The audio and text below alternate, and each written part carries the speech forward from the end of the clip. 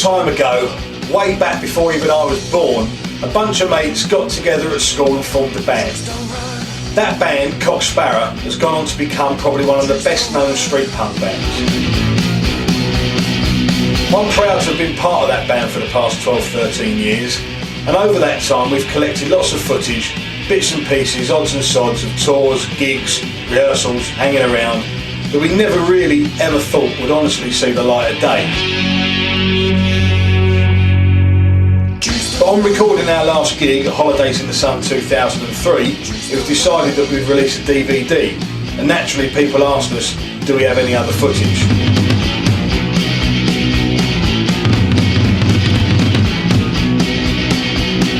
Well, this is no Hollywood sleek production.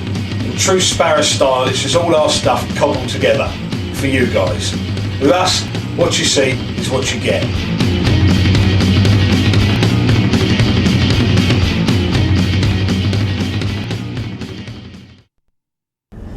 What we could do is film sort of like going down the road and speed it up. I'm into a bit of speeded up stuff. And we're going to drive faster. And we could do like a... Why don't we do it on... We've got to have some sort of theme. Why don't we do like a red London bus stop top? And on our right we have...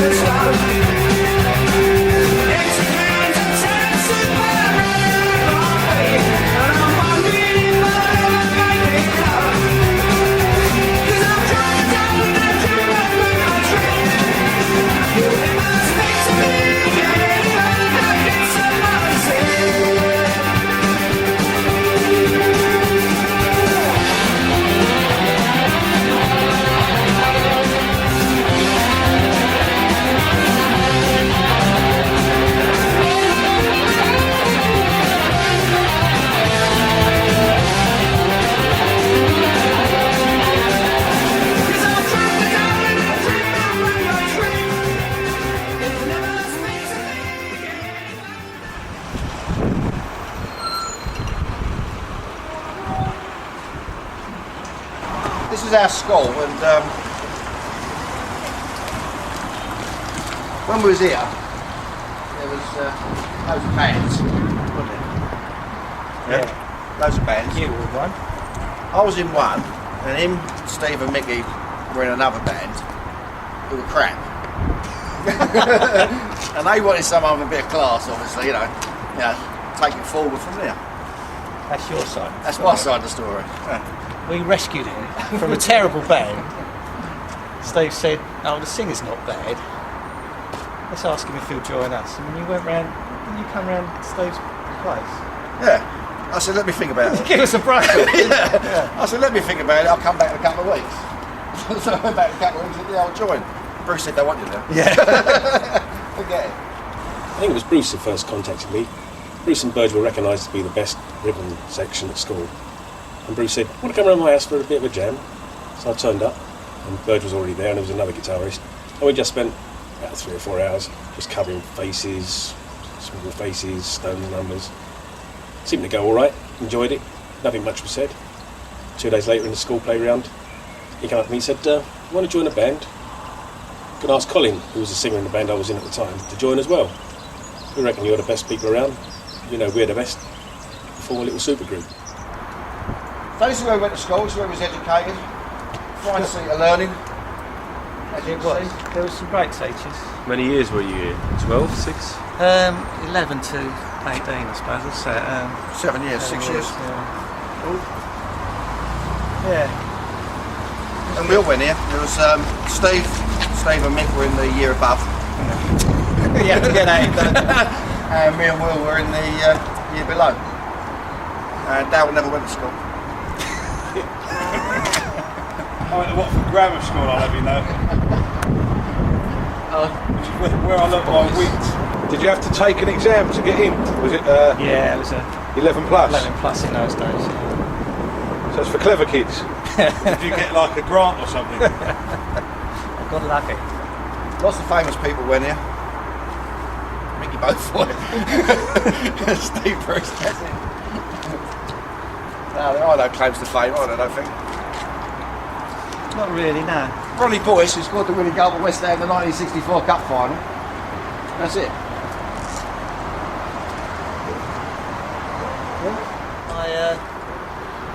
I've got 7 O levels here. And the two I found were music and German. And I've ended up playing so much music in Germany ever since. Strange enough, I very nearly didn't play guitars for Sparrer because I wanted to be a drummer. First band I formed, there were 2 of us, Dave Hancock and myself, both wanted to be a drummer. So we literally tossed a coin. He won, I lost. He got the drums, I got the guitar. So I had to make the best of a bad job. Went out, listened to every guitarist I could lay my ears on, even stuff I didn't really like. There was always going to be something there I could use, something I could build into my own style. So I had this saying that said, I wouldn't judge a guitarist until I walked a mile with his guitar. That way, if I judged him and I found I didn't like him, at least I was a mile away and I had his guitar.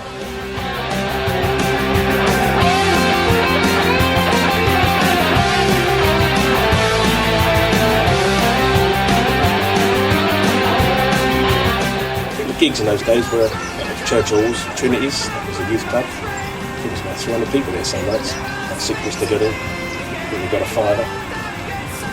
No such thing as a bad gig, all building the experience, all building the reputation. We started getting some other stuff, invites to come and support secondary bands at places like the Bridge House. Again, never turned them down, hardly ever had any money in it, enough money to get the petrol there and back. It was all fun.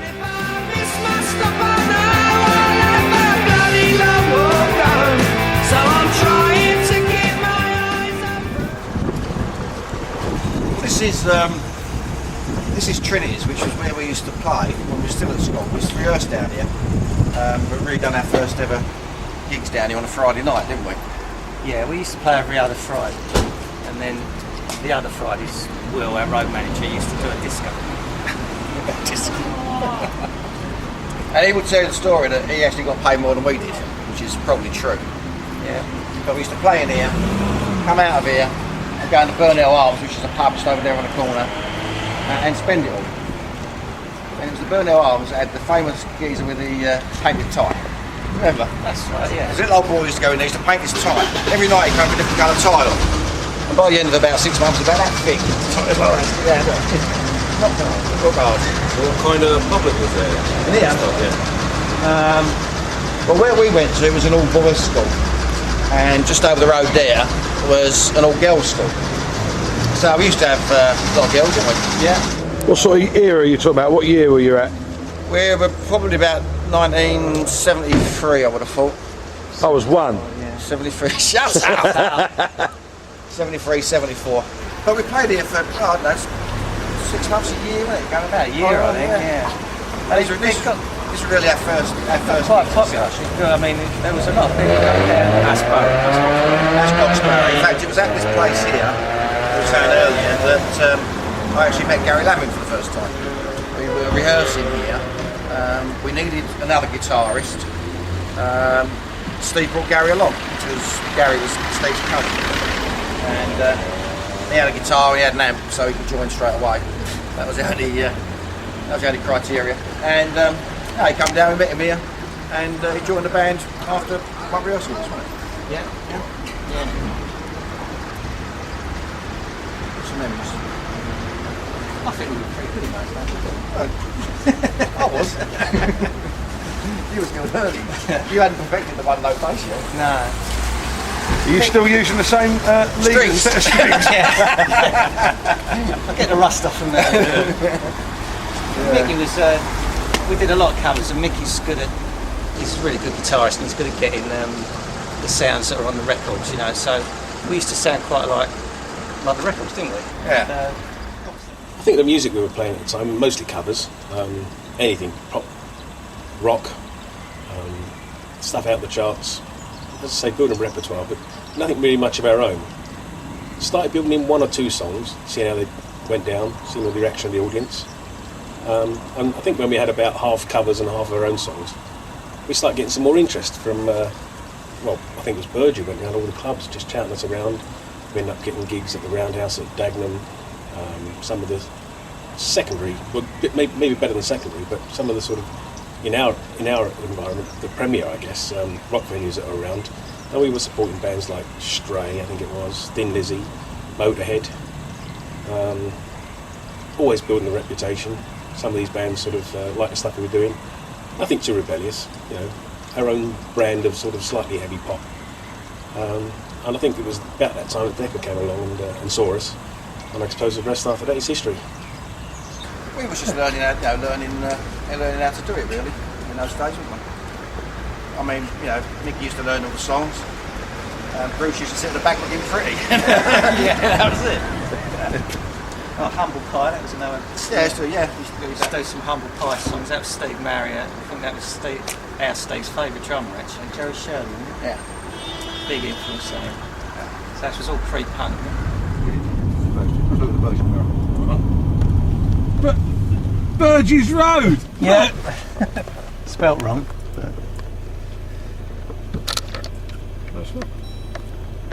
That one. Oh yeah. How many times? I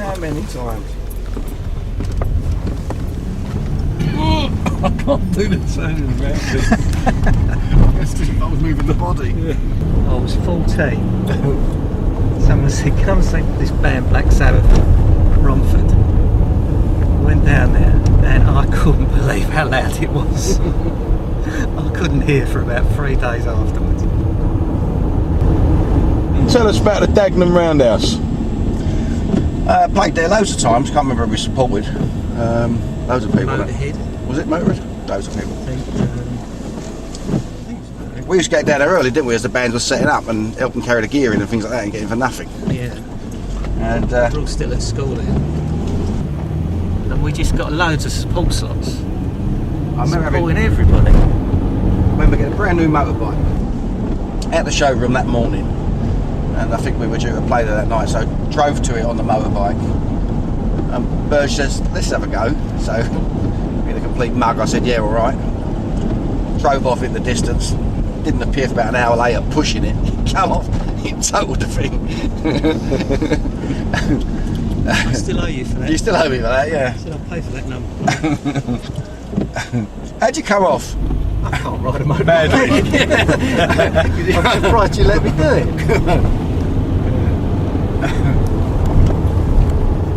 You do still owe me for that. But in those days, all the bands that only play 40,000 seater shows now, they used to come down there and play to like 1,000 people. Yeah, it was great. And we supported nearly all of them.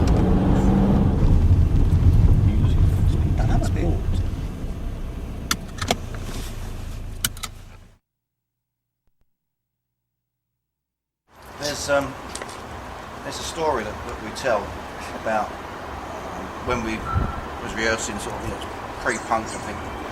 Malcolm McLaren came to one of the rehearsals. I guess he was looking for a band at the time to do something with, and as we all know the story, that turned out to be Sex Pistols and such. But he came to see us here, which is a long way from the King's Road. Yeah, he came all the way from Chelsea. God bless him. This is the Roding pub in Manor Park, and I don't know how we ended up rehearsing here, but Mickey's mum and dad used to live just around the corner up there, so they may have had something to do with it, I don't know. But this is a famous Roding. As I say, this is where McLaren didn't take up his option on Cox Barry. That's right, yeah. When he turned up, we couldn't believe. He turned up with another guy, and it was before punk, and we couldn't believe how they were dressed. They were incredible. We were just there in jeans or something. He turned up with all this gear, and it looked absolutely brilliant. I thought, what on earth is going on here? Is that what we thought? And we played a load of terrible songs to him, but he still suggested that we supported his new band, didn't he? He said, I've got a new band, you can support me in Soho or something. And obviously that turned out to be the Sex Pistols. And we didn't. And Yeah, we said we ain't supporting no one. that was the end of that. One of our better decisions. Yeah. So it would have been to come anyway. Yeah. Never got drowning. Right, done.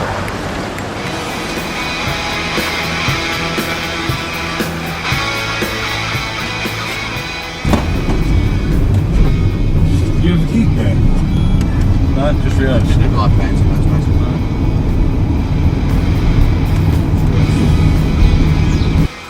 Yeah, I think the thing about when we joined Decca was it really opened our eyes. I mean, this was what we thought the music business was all about. You know, proper studios.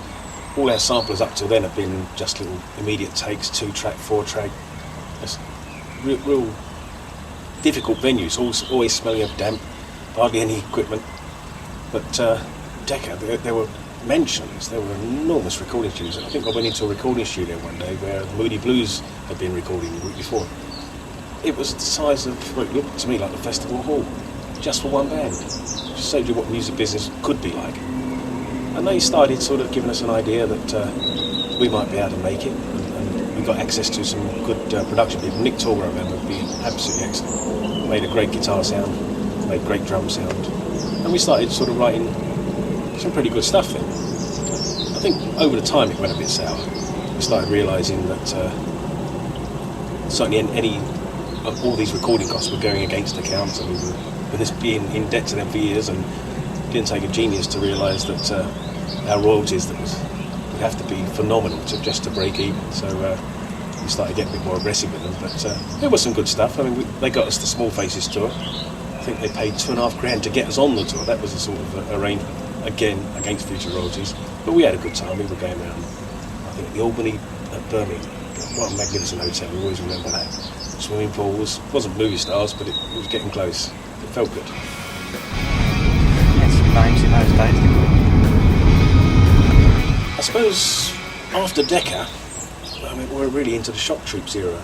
And I think there are some great songs on that album. I always regretted a little bit that was done so quickly. I mean, we did have the best sound we ever had for some of those sessions we had with Nick Torber. He used to do all the Thin Lizzy stuff. He's really spot on production. Really enjoyed the time in Chelsea where we actually did the recording. But I think it was all over in about a week, 10 days. It was about 3 days recording them, 3 days production, a couple of days sort of doing the final pare down. And then it was all over, and there was no chance to go back and say, I think I could have done that better. It's all history.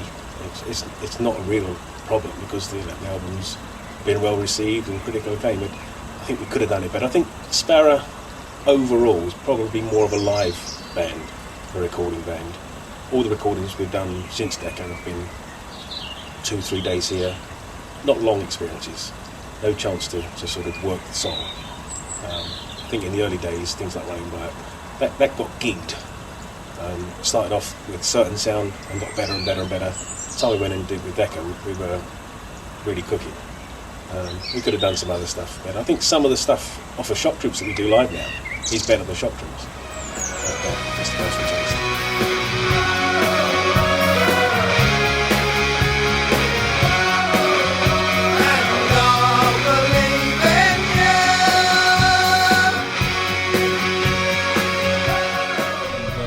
Canning Town, the famous Bridge House, home of the many Foreskins gigs, Cockney Rejects, Bushel's birthday party, blah de blah de blah. Not here anymore. Yeah, That says it all a bit, I think. Memories for us. It's run by a brilliant bloke called Terry Murphy, who gave us our first gigs down here, and that's when we started really sort of becoming a punk band and writing our own songs. We put bands on every night of the week down here, and when I had a gap, Terry used to give it to us. We used to come down and play on a Wednesday night or a Tuesday night to like 2 people, and it's like a rehearsal for us, but we learned a lot from it. And he used to pay us £5 for doing it, which used to give him straight back to him and say, there you go, sit there behind the bar. Yeah, but we'll have that afterwards. Yeah. But it's quite famous, the Bridge House in Canning Town, for a number of reasons, really. I mean, loads of good bands that we like, you know, sort of played there, played the Foreskins, Cockney Rejects, the resident house band for a while down here. You know, Bushell's birthday bashes were held down here as well, played that. But yeah, a lot of memories of this place, and it's a shame that it ain't here no more. Steve Marriott played it, didn't he? Yeah, Steve Marriott played it after school practice. Got back together again before he died. I think the last gig of that sort of period I remember was Gary Bushell's birthday bash at the Bridge House. I think we had about 700 skinheads in there. All the pool tables were crowded, people up on the window ledges. It's the first time my wife saw it. She was absolutely amazed. You know, I told her we used to have a good following, but to see it in action was quite something.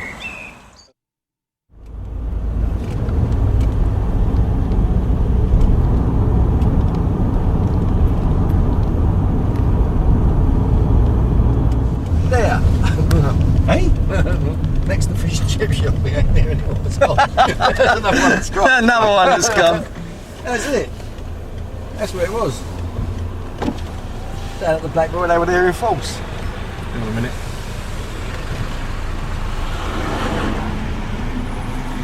Where are we now, Cole?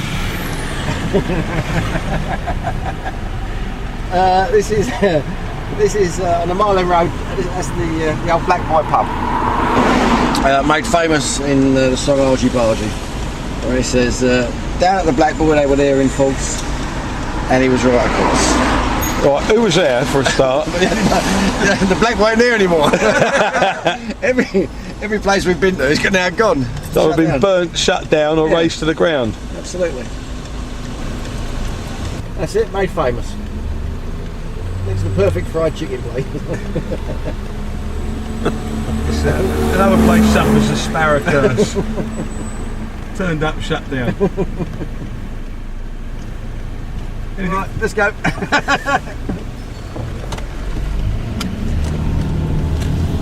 didn't know that shut down. I really didn't. I thought that was still open. See, a lot of thought went into planning all these locations for you. This is called We're Coming Back. You were born in that road? That road down.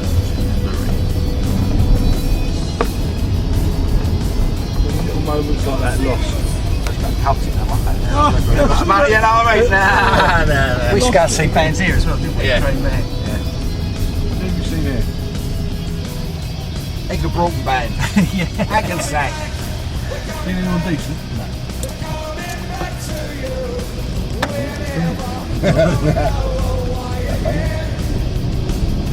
Upton Park. Station. I'll be filming it. Slow. I'm walking.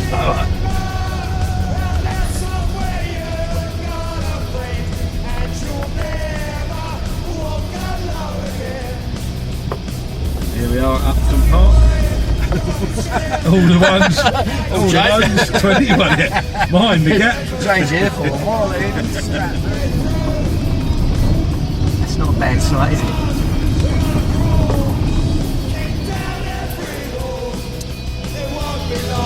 We're coming back to you.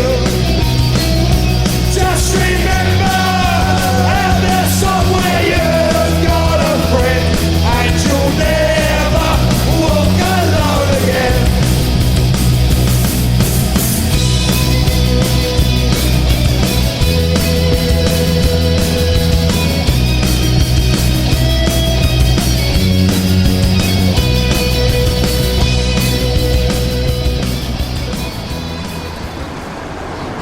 Impressed, didn't you?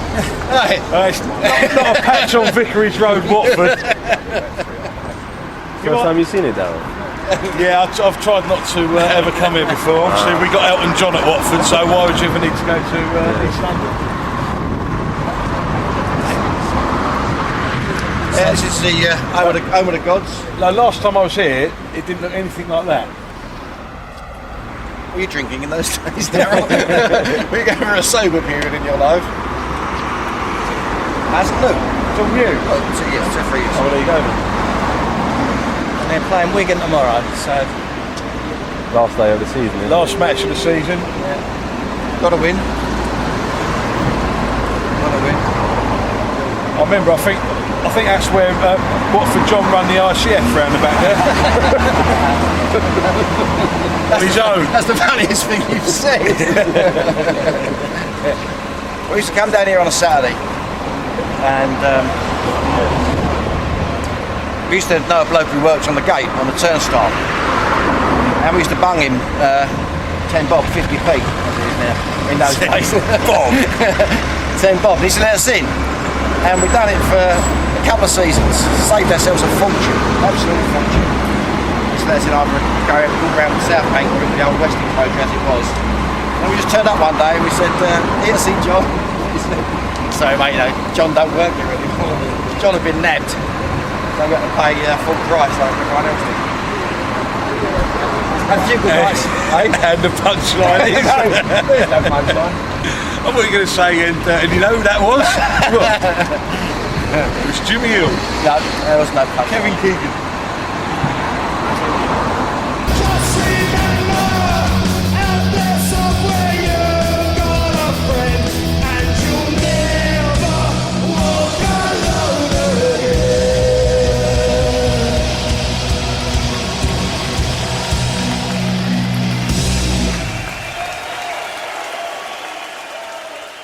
And I think after that we gave it a rest for a few years, and it was really Bruce who kept it going. I mean, as you probably know, he bought a pub called Stick a Rock in Bethnal Green, and he had a band. He called it the Management, basically him and some musicians, some singers that were doing well on the circuit, plus Burge quite often and myself on lead guitar, and we'd just do covers. We'd have theme nights, 70s nights, 80s nights, punk nights, heavy rock nights.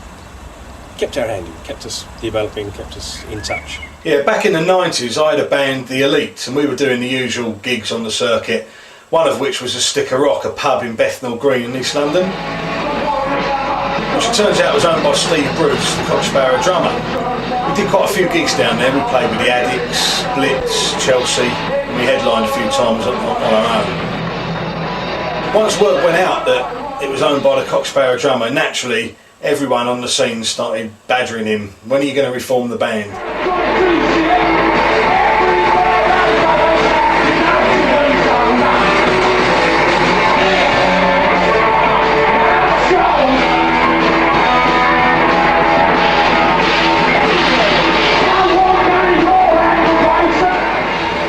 The music wasn't the only reason we kept in touch. We used to have parties all the time, but it was nice to still be playing together.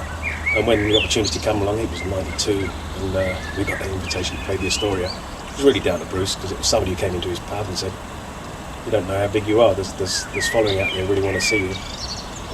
We didn't believe it. Had a good laugh and a drink with him, but he came up with a real offer. He went and did it, and haven't looked back since then. It was Steve's mate and guy who actually worked at the pub, Perry, that convinced him in the end it's something that pretty much should be done. And when a firm offer came through for a gig at the Astoria in London, which was the 4th of October 92, if my memory serves me right, Steve put it to the band and they said yes. We're gonna crawl, kick down every wall. It won't be long, we're coming back to you. Just Yeah, the day itself was a good day. I remember we all met up early in the morning and made our way down to the Stick a Rock, where we had a last minute rehearsal just to run through a few of the songs, get in the spirit of things, and it turned into a mini gig really. Word got around, people came down, the doors were open, and yeah, it was good.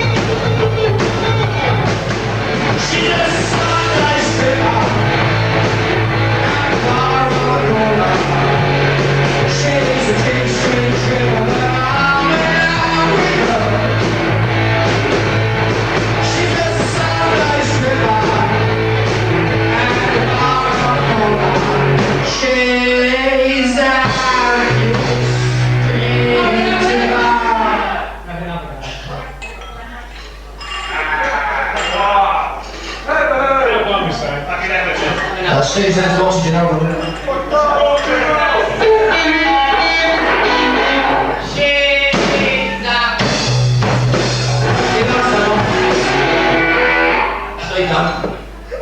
How do you want to do that?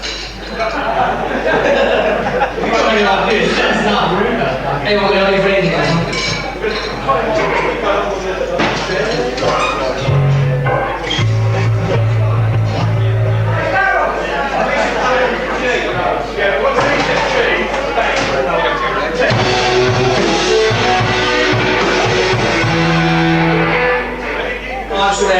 Very last person. What's your name, Harold?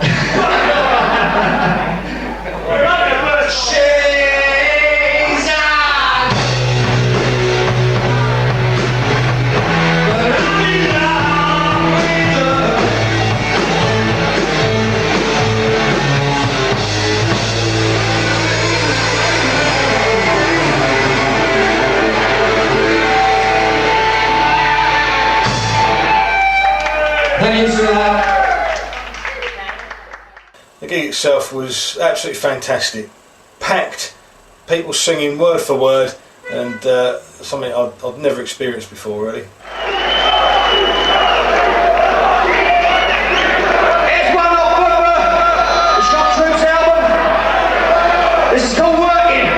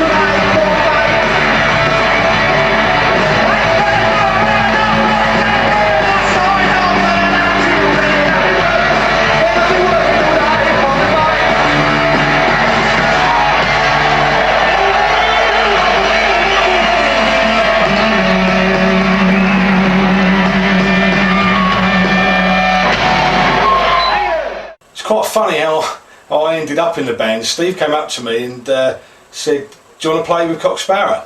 And I said, "Yeah, all right." As I walked off, Mark Hannon, drummer of the Elite, said to me, "Are you mad? You've just been asked to play for Cock Sparrer." And you go, "Yeah, all right." And I didn't actually realise. I thought he meant, "Do you want the Elite to support Cock Sparrer? Do you want to play with us?" I didn't actually realise I'd been asked to join the band. So there's me, all calm and collected. Yeah, all right. And I've just been asked to play for, you know, a band that I'd looked up to since I was a kid, and every band I've ever been in has done their covers. Turned up to the first rehearsal, and it was like an extended family. Lots of laughter, lots of banter, good fun to be around, good people. And after I showed them how to play their songs, we rehearsed it up and we were ready for the London gig.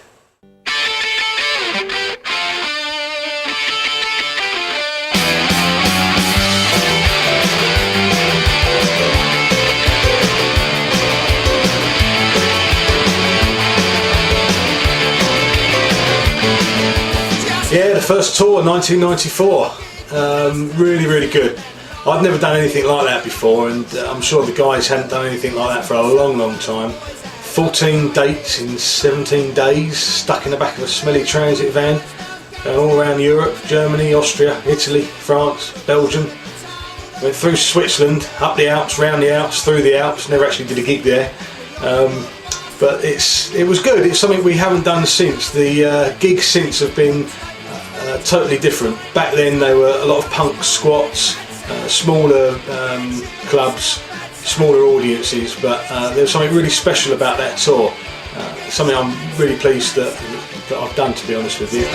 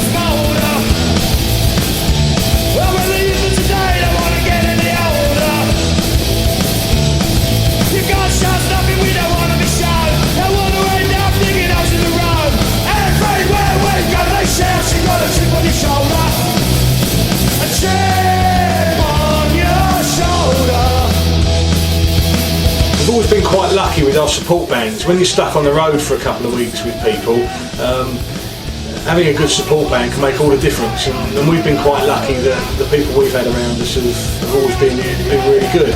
And the first tour, perhaps the most important one, when you're on the road for 2 weeks.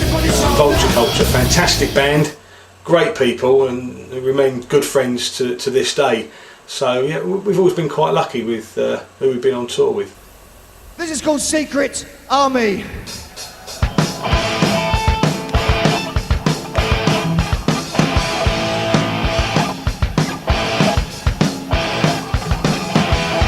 Collecting funds for the holy fight, like a door-to-door salesman in the dead of night. Russian guns help him on his way, bought with money from the USA. The ordinary people say, what's it for? The ordinary people say, we want no more. But the man at the top knows where to do the most harm. Is in the secret army. And the man with the gun says not a sound. One this aeroplane turned around, spent his life learning how to fill a man with lead. Probably spend the rest of his days. But the ordinary people say, what's it for? The ordinary people say, we want no more. The man at the top knows where to do the most harm. Is in the secret army.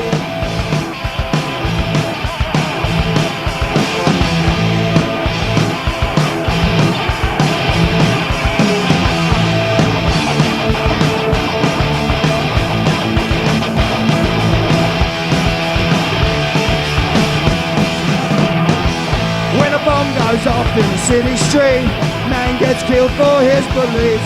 Mother cries for the son she had, that's when the world's gone mad. The ordinary people say, the ordinary people say, man at the top knows where to do the most harm. Is in the secret army. And the ordinary people say, the ordinary people say, the man at the top knows where to do the most harm. Is in the secret army. Is in the secret army. Is in the secret.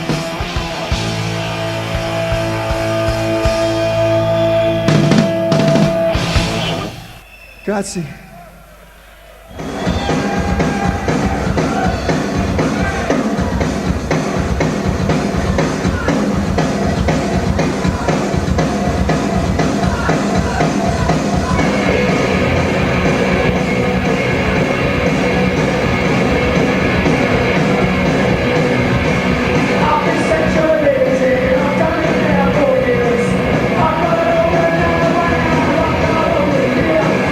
You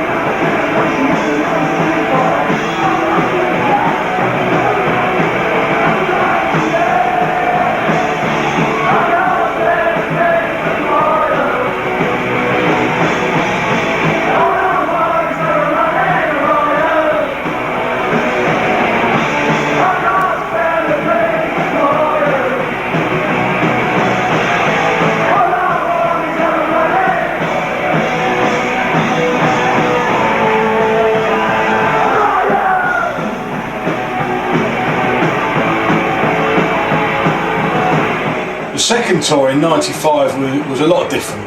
Although Ollie did us proud, the guy who organised the first tour, I mean, he really had an uphill struggle because it was the first time we'd been out there. No one knew what to expect, how we would go down, who would turn up.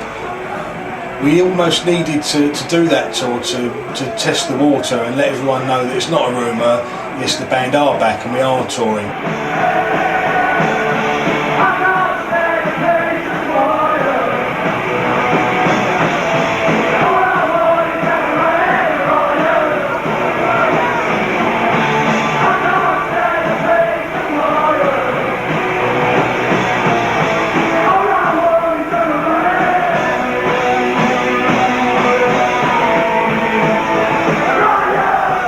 So when we went back out the following year, obviously word had got around and it was a lot bigger.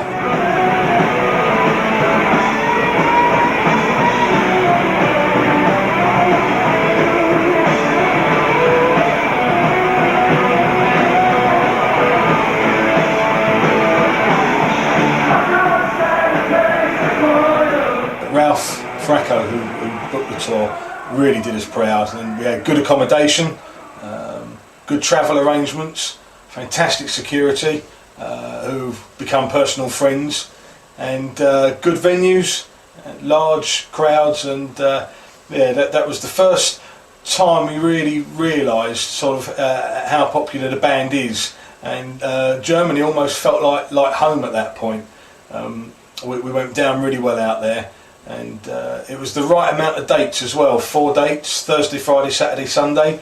Means you're not doing a gig on a Tuesday night in the back of nowhere, having already done 6 gigs and the throat's going and you're tired and you've had no sleep. So we sort of found our formula really, and yeah, it was good. Here's a song, and you've got to sing it. This is called Take 'Em All.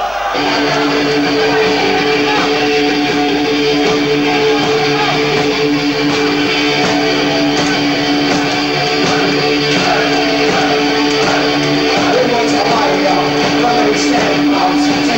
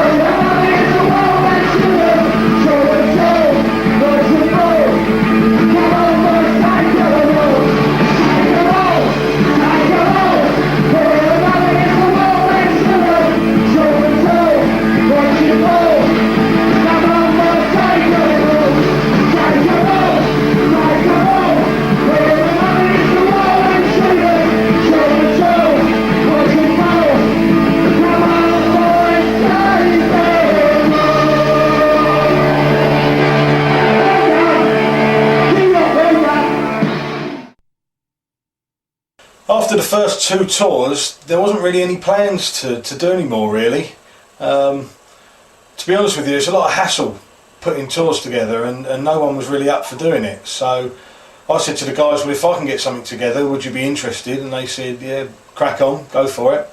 So I got together with Fracco, and we put together a one-day show in Munich at the old airport, which was a really bizarre venue because it was actually the old airport in Munich, and it was still standing and everything was there as per an airport, but they'd stuck a stage in the middle of it and turned it into a music venue. It's a good gig, biggest one we've done so far, about 2,500 people. We had Major Accident and the Crack supporting, and the venue was cool. Oasis were playing there 4 days later, so shows you the sort of calibre of gig it was. And it was nice as well because they were pulling the venue down not long after. In fact, most places Cock Sparrer play, funnily enough, either end up getting burnt down, pulled down, closed down, shut down, or they run down. So it was nice to do that gig before they got rid of it.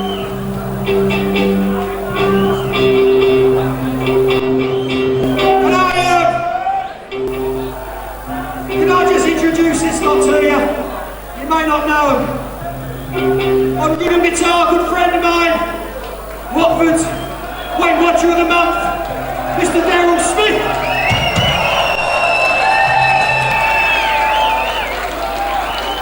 On drums, the man who holds it all together, probably responsible for us getting back on the road, Mr. Steve Bruce. On lead guitar, not a lot to say about him probably, but phonically challenged certainly. Probably the best lead guitarist I know, Mr. Mickey Boatboy.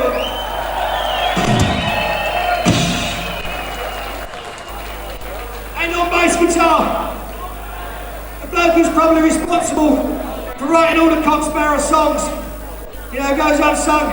Good friend, gonna sing this song with me, Mr. Steve Burgess. I'd like to say, this is a man with the best voice of this type of music, of any type of music. Let me hear you put your hands together for Colin McFall!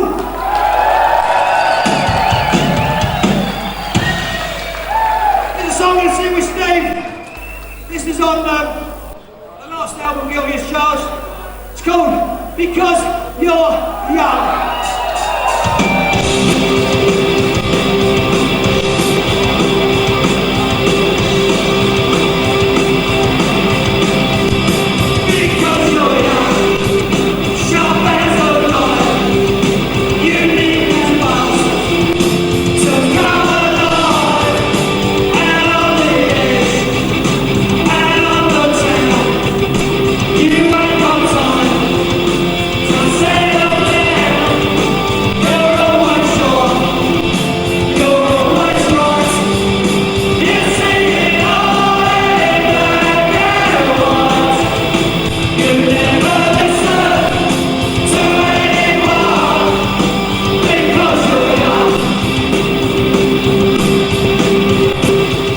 Made me realise a few things really. One, exactly how popular the band were, although I sort of always knew that because I was obviously a fan of the band long before I was in them. But it made me realise that someone somewhere is making a lot of money off the back of Cock Sparrer. Probably always has really.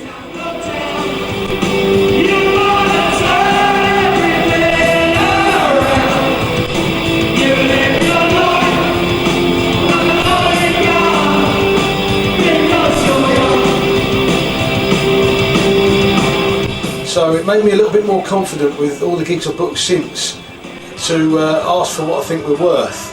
At the end of the day, this band puts bums on seats, and you could take a lot of other bands off of bills and it wouldn't make a lot of difference. But without being big-headed, you sort of like know that you've got Cock Sparrer playing, you're guaranteed to have a good turnout. I think you've really got two choices. You either cut the ticket price so the kids get in cheaper, or if that's what promoters are going to charge, then you think, well, what are we worth? And you ask for what you're worth, and I did, and no one batted an eyelid, and we started getting it.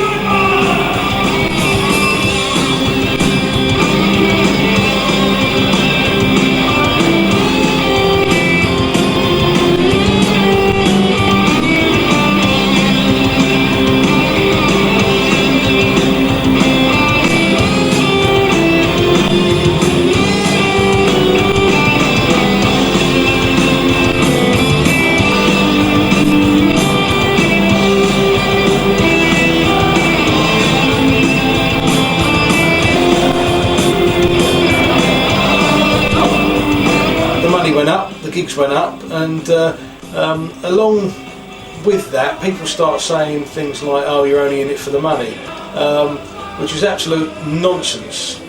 Sparrer have been offered a lot of money to do stuff in the past, and we haven't done it. It's got to feel right. We've got to want to do it. Everyone's got to want to do it. It's not about the money. Obviously, the money's needs to be there. Needs to be a half decent deal, but. We've been offered a lot of money before and not done things, so that's not our primary concern, but we do know what we're worth and we're not frightened to ask for it. Sparrer isn't a band that needs to go out for a couple £100 and a packet of fags anymore.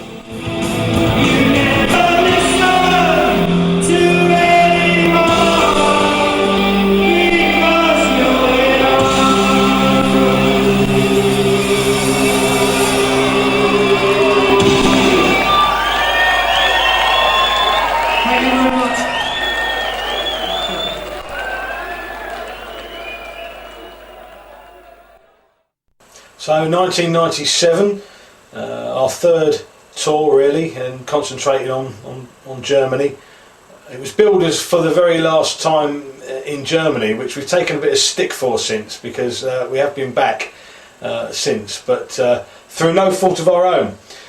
We've got nothing against Germany. In fact, personally speaking, it's my favourite country to play, but we'd sort of like done it to death really. We didn't want to keep going back, and we're not a cabaret band. We're not going to keep doing it, so each time we go back, audience are getting smaller and smaller.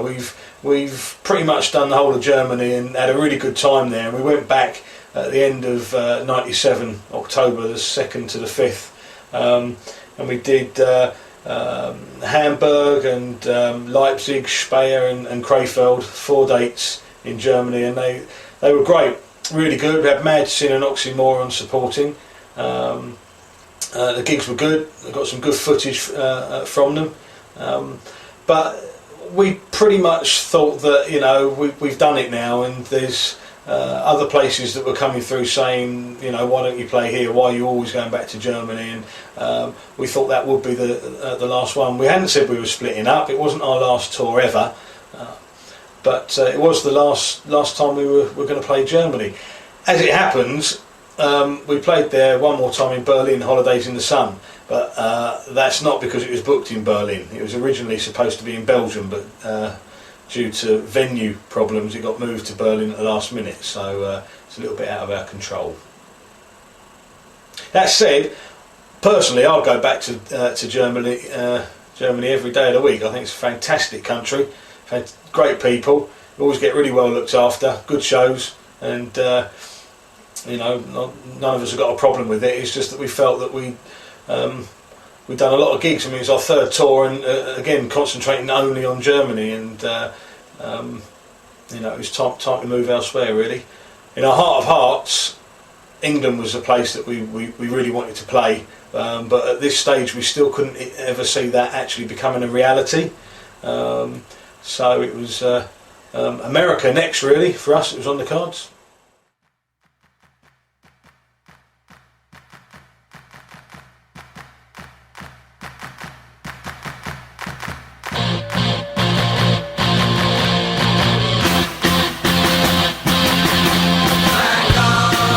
We didn't really do anything until 2000 when we went to the States. That took a long time to sort that out and get that together, getting all the work permits and visas. In fact, it's the only reason we did the live album when we were out there, purely and simply as an aid to help us get into the country. We thought that if an American company was making an album and would benefit by us being there, then that would help, and evidently it did.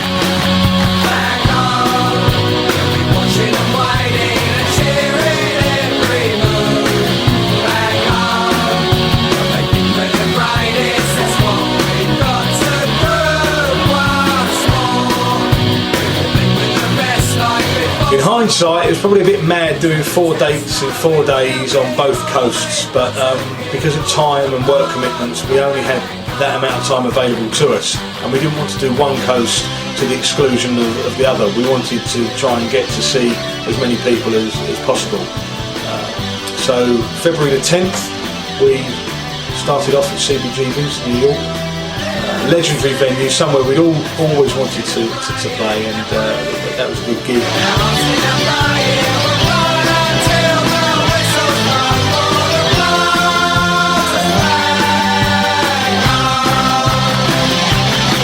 Next day up to the Karma Club in Boston, where we met up with the Dropkick Murphys, and Colin went off and did some moonlighting in the studio with them.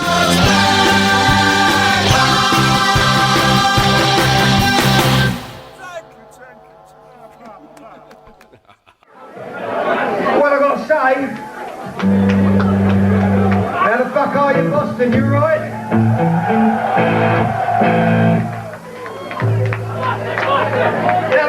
We came past here a few years back, and it certainly wasn't playing on this shit. What we're going to do tonight is what you like to do a few of the old songs, alright? I don't come much older than this. This is called Teenage Heart.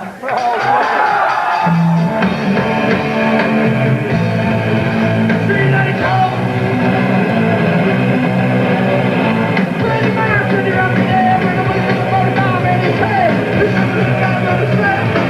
Well, that's what he said. What they trying to do to me, they talk. Yeah, trying to do, trying to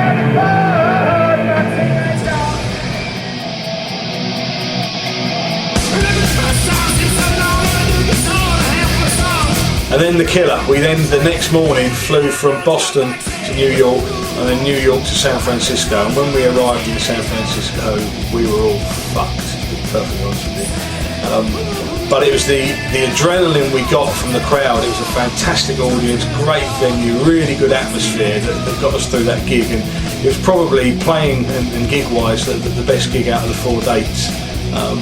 And it was off to LA for the next day before we then came back home again.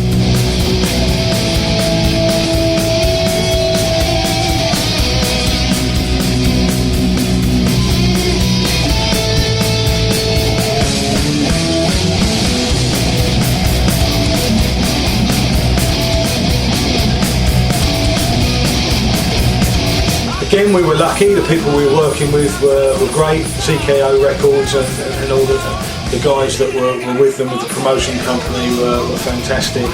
Looked after us really well. Good people. We played with the Reducers, SF, great band.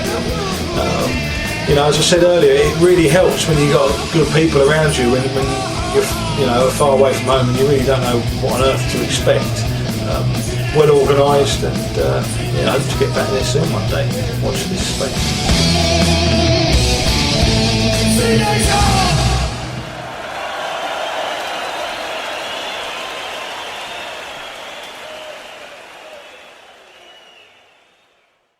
Darren Russell called me before the first ever Holidays in the Sun and offered the gig to Sparrer to be the headlining act, and I had to tell him that we had no plans on playing England at that stage, but you know, if things would ever change, he'd be the first to know, and I'd give him first refusal. But you got to realise that the band had played England in 1983 and there'd been trouble. The gig we did in '92 at the Astoria was fine when we were on stage, but after we finished, there was trouble. And we're all that little bit older, and to be honest with you, it doesn't feel good when you know that you're there providing the entertainment for your punters, and someone could go home getting hurt. That's not why we do it. So we sort of avoided playing England purely and simply because, you know, we don't want anyone to be hurt at a Sparrer gig, and we could go abroad and everything was absolutely fine, no trouble, got really well treated, and you know, you're going to go to where you're appreciated and you haven't got some idiot wanting to have a row. But in our heart of hearts, we want to play England. It's our home country. It's where we're from. So we sort of always held out hope that things might change, but never really thought that it would.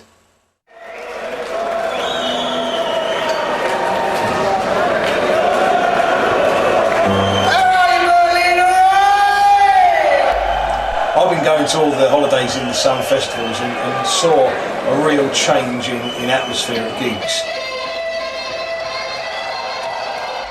people use it as a social. It's a social event, bands and punters alike. It's something that we all have in our calendars and look forward to each year. So I was sort of monitoring it and letting the guys know that I thought it would be okay. They decided to test the water with the arrangements and the promotion side by using the promoters. And the first gig we did for them was Holidays in the Sun, Berlin, which was the 6th of May 2000. Venue was huge, really, really good, good strong lineup. And, you know, it was good for our first Holidays in the Sun.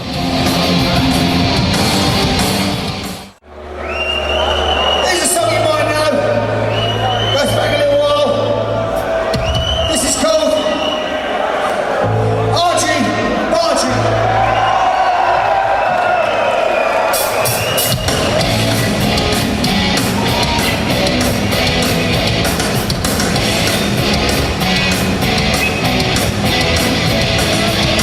Started off like any down south.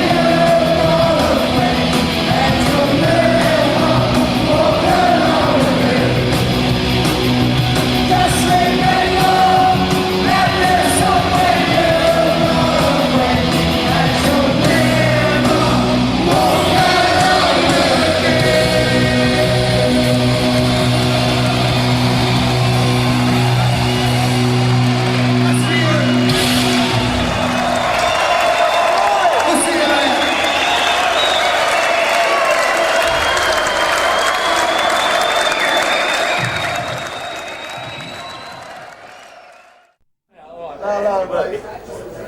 Stronger than yours, Will. Don't wait. Just in case no one makes it home. Don't joke about it. No amount of interviews or footage is ever going to capture what it's like to be on tour. It's something that you really do have to be there. And the thing with us is there's always a lot of laughter, and a lot of banter that goes on, and the cameras are never around to film it. So you're not going to quite get the feeling watching this. But trust me, there's a lot of laughs on tour, and the only thing to remember is never play cards with Will Murray. What's going on here? Anyone want to share the round? How much is that, miss? Yeah, please, yeah. Could I have a half of very cheap beer? What's that?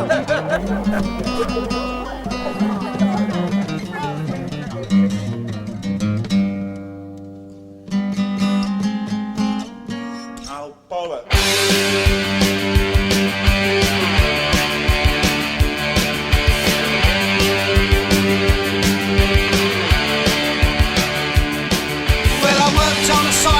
Soldiered up pipes and I still ended up with nothing left to show. So I thought I'd give it one more go. I met this bloke and I thought it was a joke when he asked if I had it in my heart to rob. What he meant was a nice bank job. Well, I thought I'd give it one last try, one final chance before I die. I got me a gun and a ticket to the sun, and now I live in my Marbella. The sun, the sand, I've got the lots and I live in my Marbella, 'cause my brother lived there that long. Later on in the year, October the 26th, we went to the Basque region where we did a genuine Holidays in the Sun, actually in the sun. And again, this was a really good show, and it sort of cemented the relationship really between us and Darren and Jenny. And it became a lot easier then to put a proposal together, which Darren and I did to put to the band for getting us back to where we belonged, and that was playing England again. Jump in a cab and to and fro. Time for one last drink before I go. And now I live in my Marbella. The sun, the sand, I've got the lots and I live in my Marbella, 'cause I'd rather live there than not.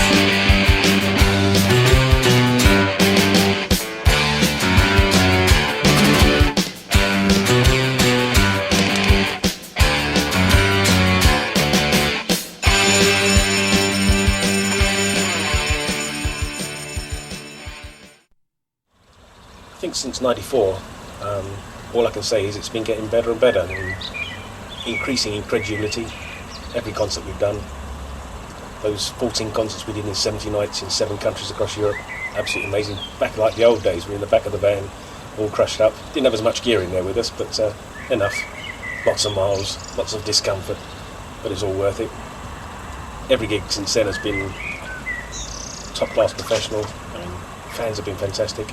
Every time we go somewhere, there's somebody who's driven miles or travelled for days. I think there was a guy from Poland when we played Berlin or Leipzig or something. It was absolutely amazing to meet him. I think there were about 20 of them actually.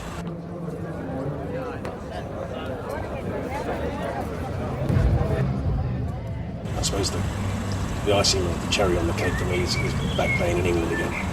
I mean, Morecambe is... I love America and I love Europe. I love all the concerts we played, but playing at Morecambe really was take my breath away. I've wanted to do that for so long. Really resented not being able to play in England, my own country, and not getting the opportunity to do it, not to get a chance to do it properly. And all I can say is the reaction of the fans that have been there just blown me away. People coming from Australia, from Canada, West Virginia, Brazil. Brilliant. People with tattoos of Sparrer on their arm. Goodness me, where does that come from?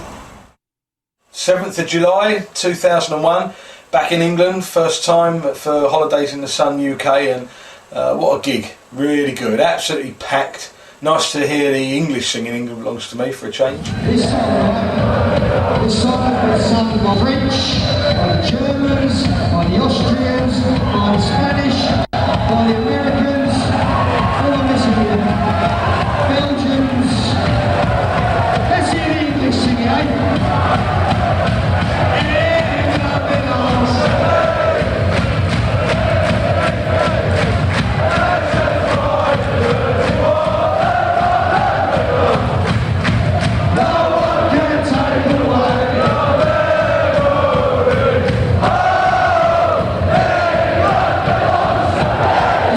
Let's get this fucking roof off. Come on. I said you better believe it.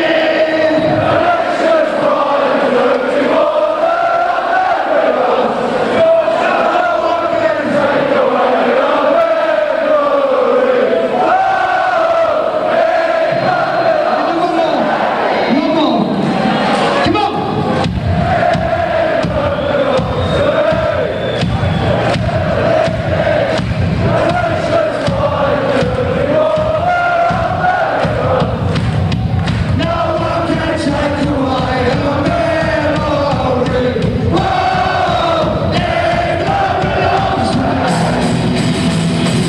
It was almost too good. It was almost like the perfect gig. It would have been a good one to go out on, a good one to end on.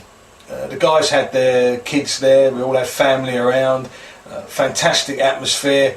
Really, really good gig. It was the 25th anniversary of punk, so there was a lot of coverage, good exposure, and it would have been a nice one to end on. If we're being honest, one day is going to have to be the last gig. It's not going to go on forever, and we're probably nearer the end than we are at the beginning, if we're being realistic. And you want your last gig to be a right blinder, one that you're proud of and is going to stay with you forever. And it would have been an ideal one, but we hadn't said it was our last gig, so we agreed to do 2003 pretty much with it in the back of our minds that we probably aren't going to do a lot more.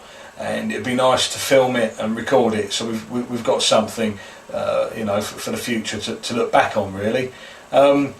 That said, we'll never split up. Cock Sparrer isn't a band that can ever split up. We're still all together, whether we're doing shows or not. You know, we all sort of hang out and go out for meals and meet up and whatever. So it's not really a case of splitting up. It's just that there's probably not a lot of plans to do a lot more. Might be a couple more in the pipeline, you never know, so you have to wait and see.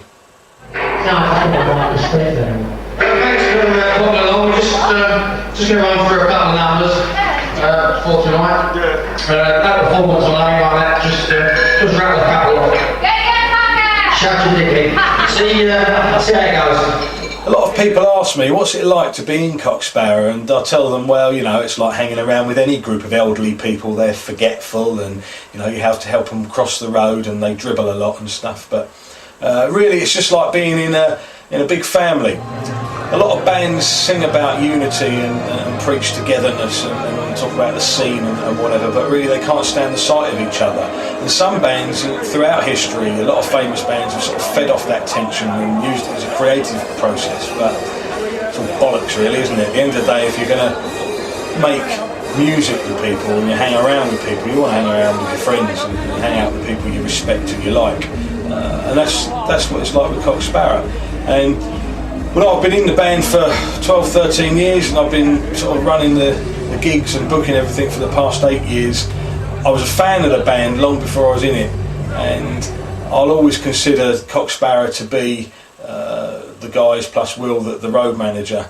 And I can look on it from an outsider's point of view, while still having the privilege of being in the band, and look at it from both perspectives and say that it's been a good band to be in, and I can see why they mean so much to people. At the end of the day, there's not a lot of bands on the scene that reduce grown men, right big lumps, skinhead hooligan lumps, to tears, and we've come off stage and seen, proper geezers with lumps in their throats and tears in their eyes that have been really touched, and the Cock Sparrer means something to them, and no other band touches people like that, and you've got to ask yourself why.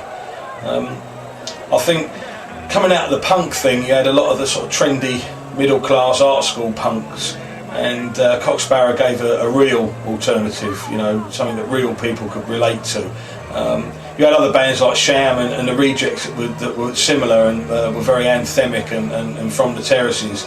I think with Cock Sparrer, with that you got you know, good lyrics and good melodies, stuff that you could sort of sing and kicks around in your head, and they're well written songs. And you know, Steve Burgess should be up there with ABBA and all the other great songwriters throughout history, to be honest with you.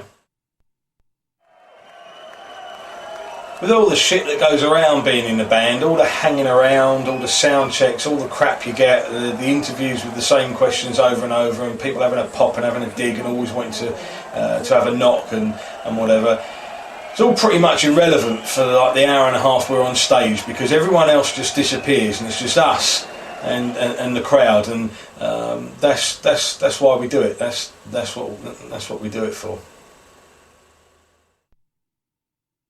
Go on stage. I mean, do you have that passion and drive and desire and the burn to do it? I understood you, yeah. I still have the flame. No.